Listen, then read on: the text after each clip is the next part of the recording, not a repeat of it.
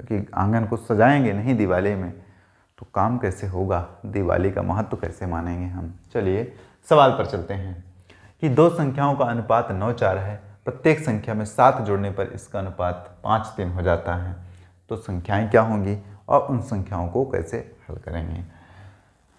9:4 का अनुपात है संख्याओं का, अब प्रत्येक संख्या में 7 जोड़ देते हैं, तो चाहे तो इसको समीकरण बना के हल कर लो और चाहे ट्रिक से हल कर लो। ट्रिक से कैसे हल करोगे, प्रत्येक में 7 जोड़ देते हैं तो अनुपात, अभी समानुपात का सवाल सिर्फ हम समीकरण से हल करके आपको बता रहे हैं, ट्रिक से बाद में बताएंगे। तो 9:4 माना संख्याएं x है तो x में 9x हो जाएगा और 4 में 4 है तो 4x हो जाएगा।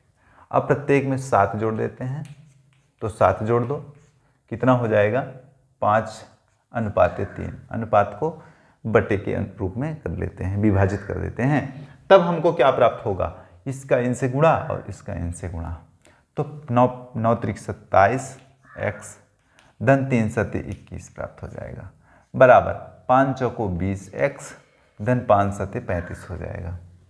इसको बदल दो, 27x बदलोगे कैसे, इसको इससे घटाओगे, क्योंकि इसको एक साइड लाओगे तो माइनस हो जाएगा, तो कितना हो जाएगा 7x हो जाएगा, और 35 में 21 को घटाओगे तो 5 में 1 घटाओगे तो 4 बच जाएगा, और 3 में 2 घटाओगे तो 1 बच जाएगा, तो 7 दूना 14 यानी x बराबर 2 बच गया। x बराबर 2 बचा हमारा, x बराबर 2 बचा।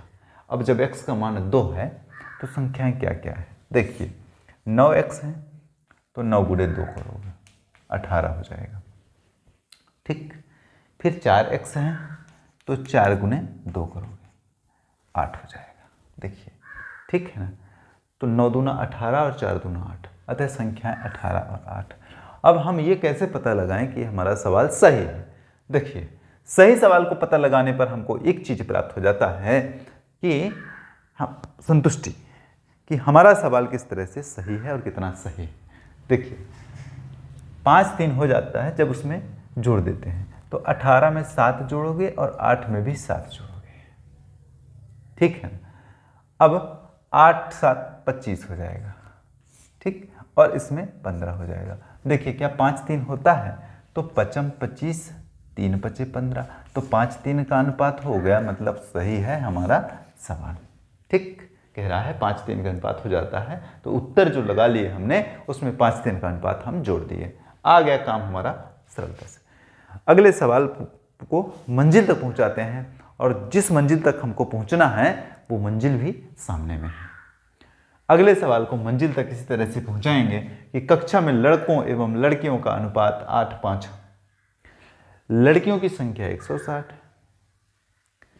तो कुल विद्यार्थी कितने होंगे, तो भैया लड़कियां तो 160 हैं, बस उसी तरह से जैसे ऊपर लगा चुके हैं, लड़कियां 160 हैं और लड़कों और लड़कियों का अनुपात मतलब क्रमशः 5 है, लड़कियां 5 हैं, तो सब में अपन x जोड़ लेते हैं। देखिए क्या करेंगे, 8x करेंगे, और 8x का मतलब कितना होगा 160, 160 यानी x का मतलब कितना हो जाएगा 8 दूना 16 20 हो जाएगा, ठीक है।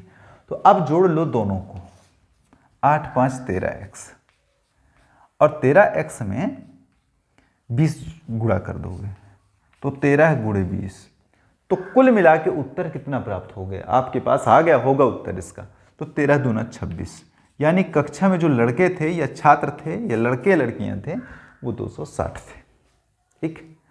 अब 260 लड़कियां थे, इस तरह से सवाल पूछ रहा है, क्या करेंगे, ऐसे सवाल को हल करेंगे, और इसको मंजिल तक हमने पहुंचा दिया, जिस मंजिल तक इसको पहुंचना था। इसको ध्यान रखिएगा, मंजिल तक पहुंचाने के लिए हमको एक चीज़ तो ध्यान में रखना पड़ेगा कि मंजिल कैसे पहुंचेंगे, चाहे कांटे हों 1000, लेकिन मंजिल पहुंचना ज़रूरी है, मंजिल पहुंचना ज़रूरी है।